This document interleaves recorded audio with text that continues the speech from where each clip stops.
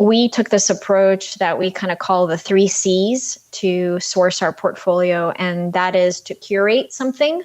So organize it for your community to help make sense of it, to create it. There are some things that don't exist and you're going to have to invest to make it. And other is to commission, to have someone else put it together for you. I'm Celisa Steele. I'm Jeff Cobb, and this is the Leading Learning Podcast.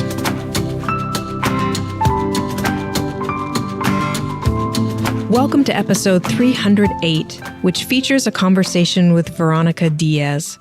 Veronica is Director of Professional Learning at EDUCAUSE, an international nonprofit professional association whose mission is to advance higher education through the use of information technology. Veronica and Jeff talk about microcredentials, mentoring, professional pathways, personalization, the need to reevaluate COVID pivots, and a 3 C's approach to sourcing your portfolio of offerings: curate, create, and commission. Jeff and Veronica spoke in May 2022.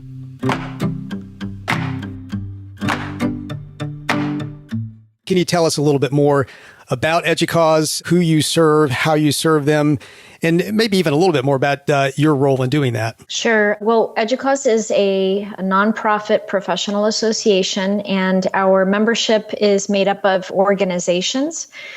We are international, so we have about 100,000 individuals that we serve through about 1,700 or so member organizations, and they are all focused on higher education. We do have several segments in higher education, which includes folks like teaching and learning practitioners, IT professionals, which includes security professionals, privacy officers, folks like that, and then other campus leaders too, like presidents, provosts, institutional research, data analysis personnel, and professionals. So it's quite a diverse audience. And together with my team, we support just about everything that a professional might need as they advance their career. So that includes things like mentoring, microcredentialing to recognize the learning and accomplishments, volunteerism, as well as short and also extended immersive online offerings. Some of them are in person, although not many, as you can imagine today. And most recently, something that we're calling the Professional Pathways Initiative. So yeah, just everything that you might need to grow and develop in your career as a professional.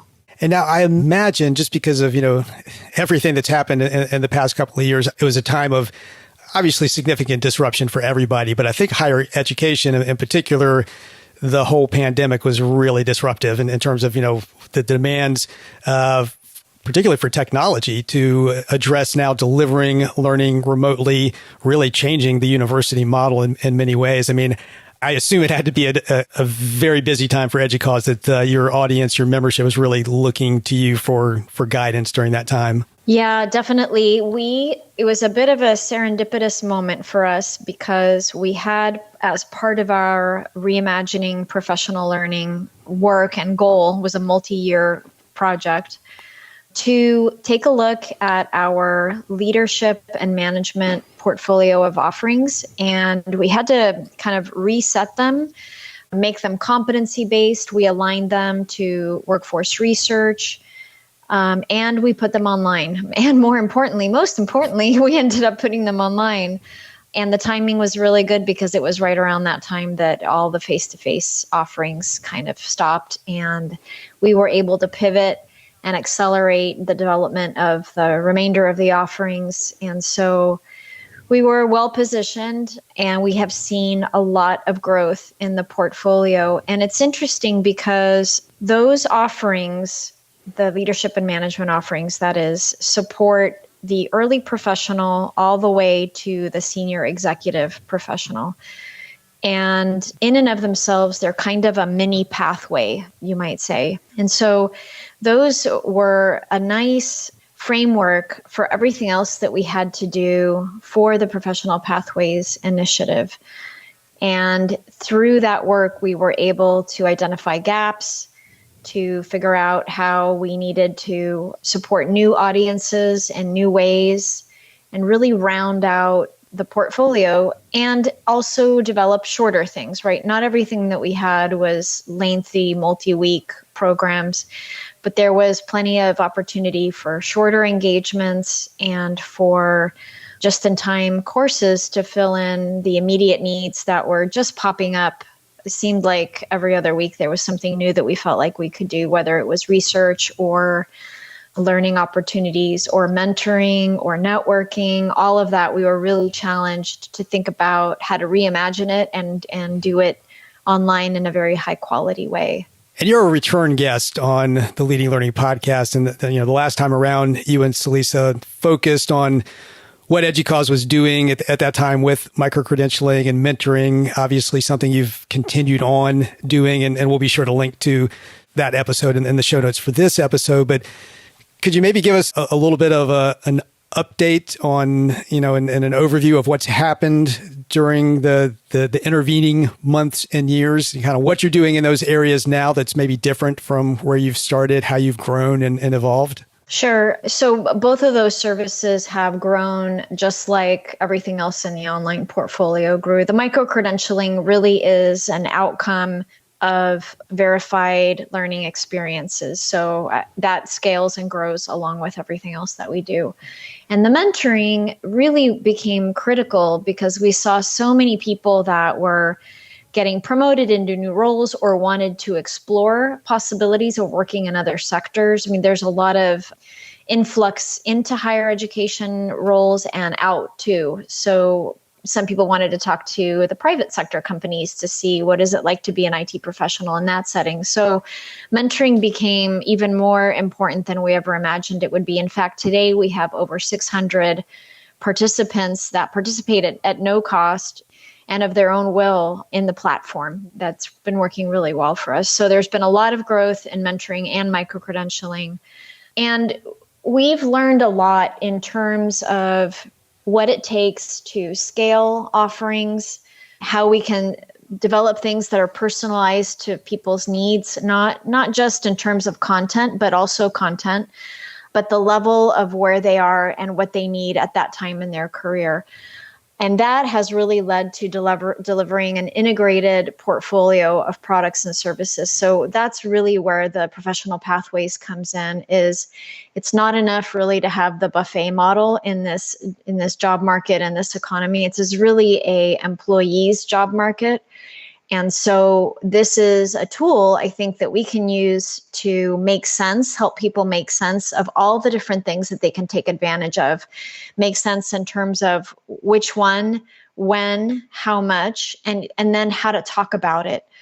Once you've completed your learning, how do you share that? How do you leverage that? All of those pieces, the onus really was on us to bring all that together into something that made much more sense to professionals, especially new professionals who maybe don't have a lot of experience in managing their career or never have thought about what is my career going to be and how do I make a, kind of a year by year plan, sometimes month to month plan on what I'm going to do to get to my goal, short term and long term. So that's some of it. And then I think one of the key challenges that I'm sure many folks like us and professional associations, trade associations, is this question that's looming of when do you go back face to face? Do you go back? How much? What happens with the online? I mean, we're seeing so many questions about that in terms of what to expect in the future and what's viable, really. So that's kind of a challenge that we're still kind of considering and thinking about how to deal with. But right now, everything you're doing with respect to the mentoring, for example, that's all happening online? It is. Yeah, it is. And it kind of has to be, because mentoring isn't something that you can just do at a conference over dinner or lunch or on a break and then be done. And we're seeing people commit to, we can tell through the platform, they're committing to 6 to 9 months, sometimes longer. And they do it when they have time. Some of them do it outside of their, work hours, or they have multiple mentors. Some of them want mentors that are related to a particular topic area, like I have to learn how to lead my organization's change initiative. Others are doing it around something more personal, like I need to plan, the next 2 steps in my career.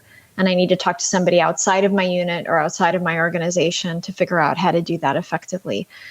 So it really does well when it's done virtually apart from an in-person setting, I'll say. At Tagoras, we're experts in the global business of lifelong learning, and we use our expertise to help clients better understand their markets, connect with new customers, make the right investment decisions, and grow their learning businesses. We achieve these goals through expert market assessment, strategy formulation, and platform selection services. If you're looking for a partner to help your learning business achieve greater reach, revenue, and impact, learn more at tagoras.com/services. It sounds like people can sort of pick and choose and move in and out of mentoring relationships based on, what they need at a particular point in time. Is that true? And is there an average length of a mentoring relationship? Yes. So imagine, if you will, kind of an online dating scenario where you complete a profile, you tell the profile all about you, and then the matching happens through the platform. But then you are served up kind of a card sort of different people, and you can see who they are, you can see where they work, you can see their areas of expertise, the areas that they're interested in developing. So you can kind of browse through there and pick who you think would work best for the need that you have today. So it really does personalize the solution to the individual. And then those people have already agreed to be mentors. They're in there on purpose for that reason. So this also overcomes the barrier of the awkwardness that maybe some of us have even experienced of not knowing who to ask and not wanting to burden somebody with asking them to be a mentor, right? It's awkward. And especially the higher up you go, people are really busy. So I think it's even more intimidating to ask somebody. So it's just such a wonderful way to help people who aren't connected or who don't know how to get connected. It's just been paying off in spades for us. And we have such a high satisfaction rate. People tell us, in fact, we talked to somebody today who said that they have 3 different mentors going and they love it. It's very rewarding. And also it has the other benefit of, the more you coach and mentor, the better you become at doing that with your own team. So I think it's not a one-way thing. I think the mentor learns as much as the mentee does. Sometimes it's peer-to-peer mentoring. So they're both learning. You're just making, a new relationship that is around your profession. But, we all know you can get close and really develop a lasting friendship too. So it's just been really a very powerful tool for us. And remind me, is the mentoring directly tied into microcredentialing? So, as part of receiving a microcredentialing, would you have mentoring be a part of that? Or is the microcredentialing tied more into more sort of, structured or formal coursework? Yes. Today, microcredentialing is more connected to learning outcomes because the microcredential in many ways is kind of, like a knowledge-based artifact that says something about what you can do. But we do have a set of our constellation that is focused on volunteering because we learn through volunteering as well. And so we've been thinking about how now, kind of in the second year of our mentoring, how we can recognize individuals that are serving in specific areas, because we actually know a lot about our mentors and mentees. So it would be possible to award a microcredential for somebody who has served, maybe you give it a quantity of 3 or 4 relationships they've successfully been involved in, and you tie the microcredential around an area of expertise that they've supported through their mentoring. So we're looking at that and seeing how we can recognize that service and transform it into a learning experience that they can talk about. I think the microcredential, one of the big benefits is that it's another tool to talk with your potential employer about what you can do. That's certainly how we intend it, as something that you can leverage to develop your brand and to talk about your experience and your skills. And now you've referenced the EDUCAUSE professional pathways, this idea that you can really help your learners, your members, your audience sort of make their way along particular paths within the professions that EDUCAUSE serves. And I assume that, microcredentialing and mentoring certainly tie into that. Can you tell us a bit more about those professional pathways? Yes. Yeah. So the pathways work for us has been almost like a mini capstone over all of the growth and development that we've done in our professional learning portfolio. And anybody can go visit the Pathways. It's an open site at pathways.educause.edu. And what you'll find there is really just what it sounds like. You can look at what the pathway might be starting for a professional in 4 different areas. And these are based around the areas that our community identified. These pathways were developed pretty rigorously with input from the community, from input from our research, focus groups, all kinds of things. And not just our senior professionals, but even in some ways, more importantly, new and mid-level professionals. And so the 4 areas the community identified were information security, information technology, innovation, and teaching and learning. And each of those areas is at 3 different career levels that we simply call early, mid, and late. And so within like the early career has 3 levels, the mid includes 2 levels, and late career includes another 2 levels. So as you are browsing through there, you might, and the site is rich with a few resources that I'll mention too, but as you're browsing through there, you will see some information about what this early level in a pathway is like at a glance. It'll tell you a little bit about the education you need, what you might be responsible for. And this next feature is probably one of the most valuable, and that is sample positions. And it was also one of the most challenging areas to develop.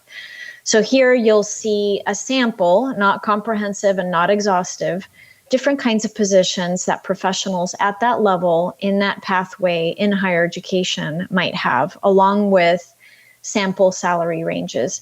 And this is really where we're kind of teaching people to fish, right?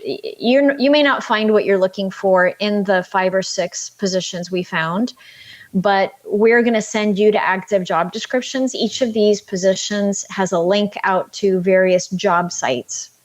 So there they can refine their search and keep going. But it really is a tool to break down any kind of opacity that there may have been about what's next in my role. If I want to go from information technology to information security, what does that look like?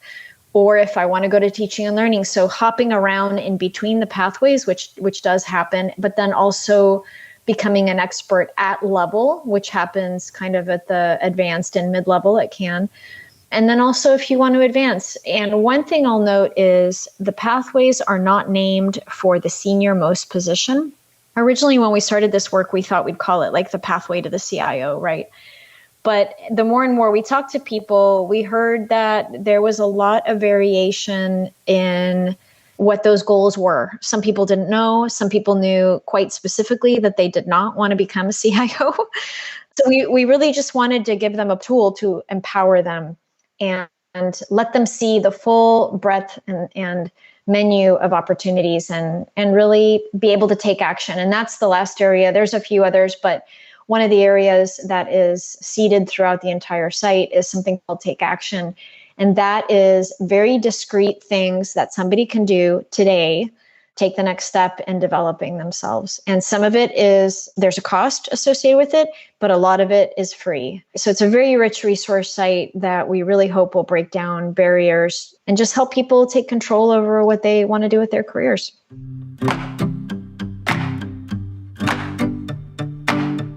How did you determine what went into the pathways? You obviously got a lot of input, from your various stakeholders. But I mean, for example, are there competency models underlying this, or is it more just descriptive of what you're seeing out there in the employment world? How did you figure out the components of each pathway? Yeah, in a few different ways. Some of it came by doing a pretty thorough survey of different positions at each level. And then some of those classic skills start to come through.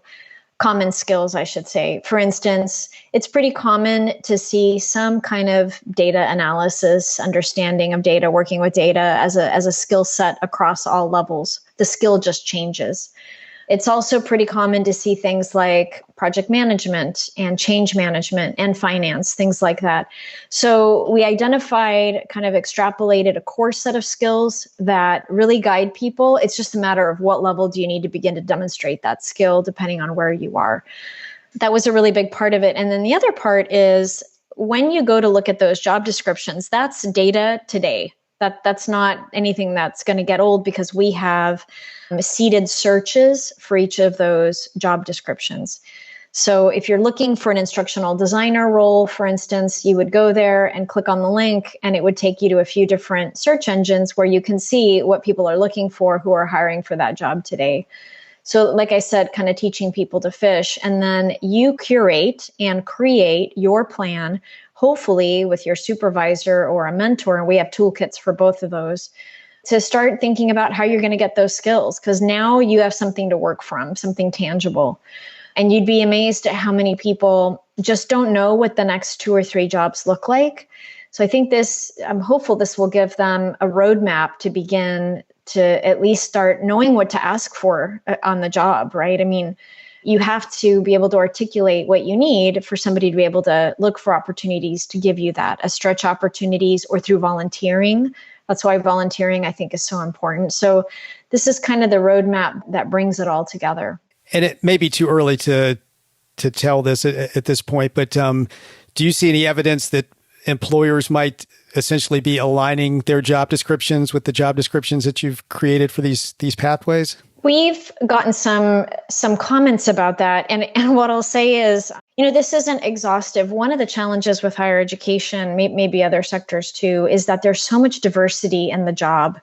Even a job that looks the same is not, because the context is different, the size of the teams might be different, the responsibilities. I mean, there's so much variation, and that's why there's also a lot of variation in the pay. So, this isn't exhaustive. You do have to personalize and customize it down to where you want to be. Do you want to work at a large public institution? Do you want to work for the private sector? There is a lot of personalization that goes into kind of developing your plan. But at least here, you've got the basic building blocks that you can leverage on your own or with somebody, and we help you find that somebody through the mentoring program to start putting that together. And I just think that's kind of a unique value thing that a lot of organizations don't have. We've tried really hard to kind of put together those big building blocks and show them how to use them so that you can be empowered to do that for yourself.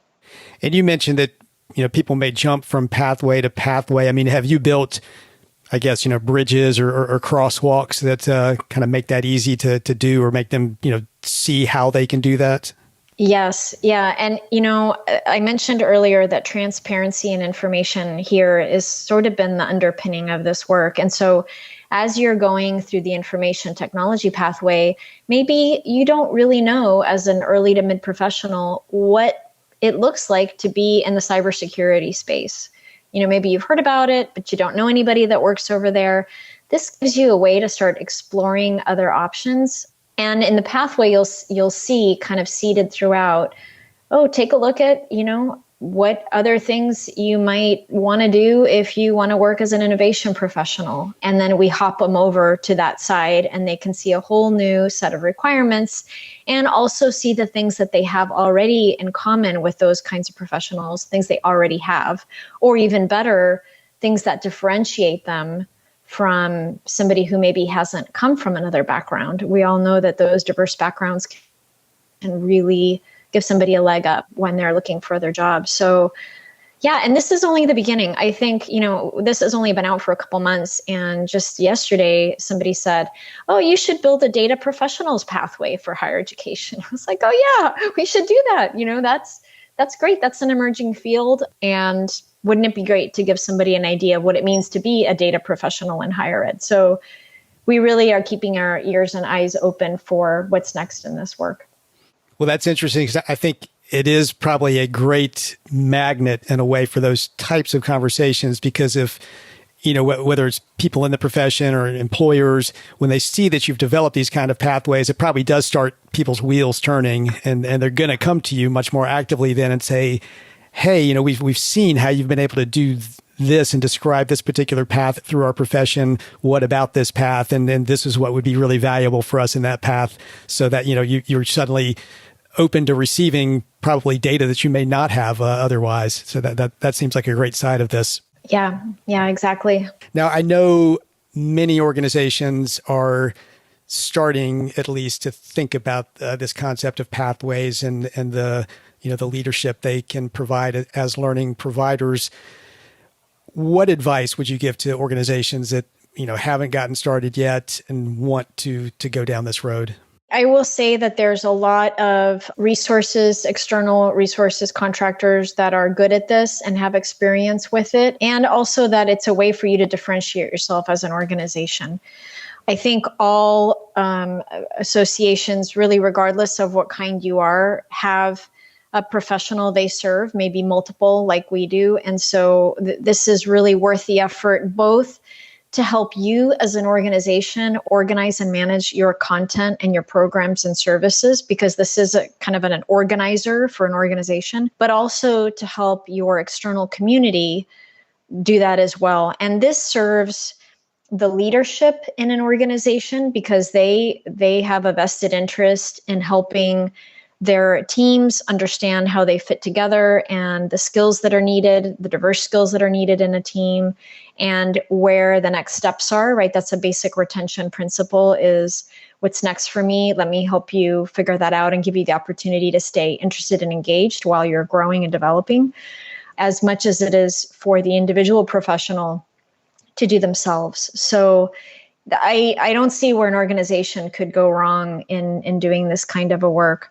And I think, one other piece of advice is when you do this work, you'll discover there's a lot of things that you don't have. And that's great, because I think that gives you a roadmap to what gaps you have and what you still need to develop and what you need to clean up. Because we had a lot of the pieces in place, but some of them were kind of messy and it wasn't clear to the individual member where they fit in or why they should become engaged in such an activity. And so we took this approach that we kind of call the 3 C's to source our portfolio, and that is to curate something. So organize it for your community to help make sense of it, to create it. There are some things that don't exist and you're going to have to invest to make it. And other is to commission, to have someone else put it together for you and to organize it. And an example of this is one of the things we recognized as we were doing this work is that we're not really in the advanced credentialing business. We offer microcredentials, but we don't offer like a PMP or some of the other cybersecurity certifications that are very important to the community, or even the IT certifications. And so as a result of this work, we contracted with an external training firm that does do this certification work. And we were able to work with them to offer our members a discount for a pretty big portfolio of several hundred types of technical trainings that we never intend to get in the business of offering, but it rounds out our portfolio. So that was a need we identified, and I'm excited to try it. It's an experiment for us, but I think other organizations will discover similar needs, and then they'll have the happy challenge of figuring out how to meet it and how to experiment with meeting those needs for their community.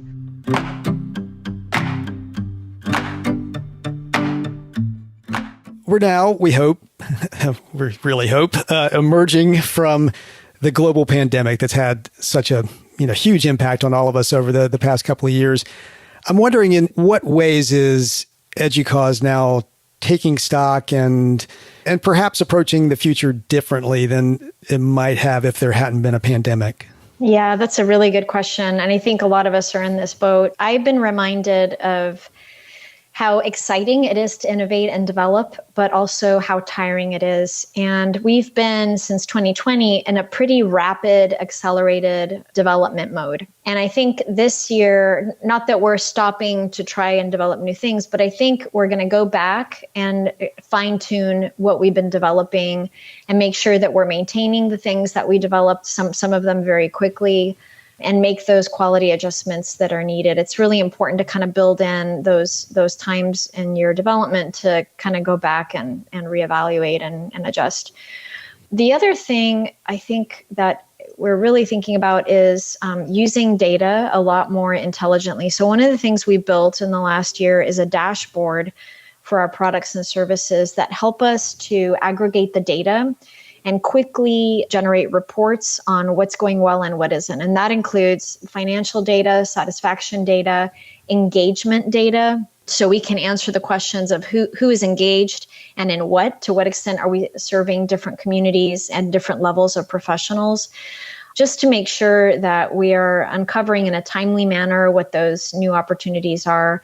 And for audiences that are underserved, one of the really positive outcomes from this work is going online has allowed us to scale in a way that you cannot do when you're face-to-face. And the financial risk of serving people virtually is much lower. And we have been able to reach a new audience, which is the new professional, in an exponential way that we have never been able to do before, because those folks sometimes don't have the kind of funding and time to travel like some of the more senior professionals. Don't make assumptions. Go back and check the data. You're probably going to be surprised. I know we were. And so it's kind of going back to best practices. And it's hard because you sometimes don't have a chance to do that, but to make time to build that into your regular processes and your systems so that you're aware of what really is happening and you can take advantage of those opportunities. I think a lot of organizations are going to be going down that evaluation, reevaluation, refinement type path at this point, or at least they should be. And of course, you do need data to do that. So, hopefully most learning businesses have been able to, because of things going online, been able to get maybe more solid data than they've had in the past and across a larger swath of their audience than perhaps they've been able to in the past. And that's kind of the organizational level. If you're willing, I'd love to hear at the individual level, how are you, whether personally or professionally or both, maybe also taking stock and thinking about approaching the future a little bit differently? Yeah, I don't know about others. I feel like I've had unprecedented opportunity to grow and learn and develop in ways that I haven't really before. I've been very lucky to have a supervisor who's really supportive of experimenting. I think that's so critical because it's not always going to go well. But if you don't try, you're never going to know. And we have uncovered so many opportunities just by trying. So, and now, that things are kind of a little bit slowing down with the pandemic. I think just making that time to rest and get your head out of work, going back to professional development. And a lot of us had to put all of that on hold. And talking about our experiences, that's been really rewarding and interesting too. There's just been a lot of dynamic growth in the learning business as a whole, in higher education, as well as in associations and even in the private sector. So I think being able to connect with other colleagues and share has been really valuable. So those are some of the things that I think help me recharge. And nothing is more rewarding than success. So it's just been so exciting to see growth and getting things done like the Pathways site and watching the community take advantage of it. That's really, really rewarding too. Well, it is so true. And it's really, one of the silver linings in all of this, that whenever you go through a time that's as challenging as the last couple of years was, it's going to be a huge learning experience. There's just, so much opportunity for sharing how we've all navigated it and, what we've learned in the process and how we can all help each other out with those lessons going forward. Now, I always like to ask when I've got somebody in a role like yours at an organization like yours on the show, what are the emerging trends that you're focused on right now that you feel are going to impact or maybe are, already impacting the learning business, and that can be directly or indirectly. I mean, we've touched on things like microcredentialing, mentoring, the work you're doing with Pathways, but other areas, what other trends really have you excited right now? Well, one thing that we're experimenting, I mentioned at the beginning, this idea of face-to-face. When are we going to go back to in-person? And we do get that question. I'm sure all of us do. Is okay, now that the pandemic is winding down, when can we expect to go back to in-person? And, I think The challenge is, what offerings make sense in person? What do people really want to do in person? We have opted for a couple of things. One is looking at more of social engagements in person rather than intense immersive learning. And people have loved that. So far, that's worked out really well. Like, you can't plan, next year based on last year because we're still in such a rapidly changing environment. So who knows, it might not work next year, right? But the other thing is, we are building one of our executive programs that's been kind of on hiatus for a while, and we're building that to be a hybrid program, and it has a required in-person element to it. So that is something to try. And I think that's not really a trend, but in the past, it seems like we were either face-to-face or online.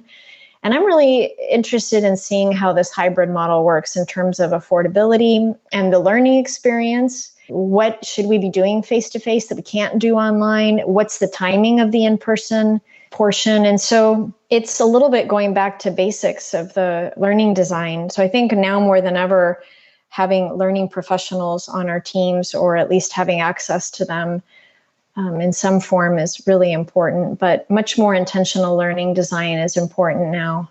And being really thoughtful about what you do with your online programs moving forward and how you retain them, if you are going to retain them.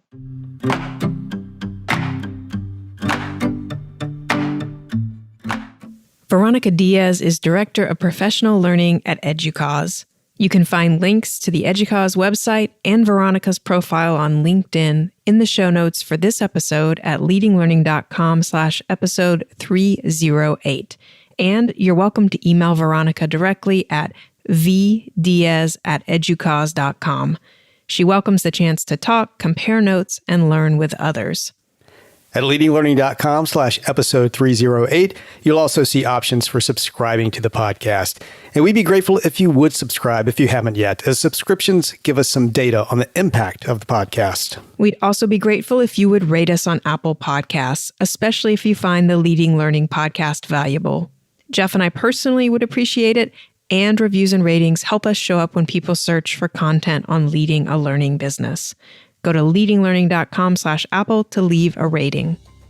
Lastly, please spread the word about the Leading Learning podcast. At leadinglearning.com/episode 308, there are links to find Leading Learning on Twitter, LinkedIn, and Facebook. Thanks again, and see you next time on the Leading Learning podcast.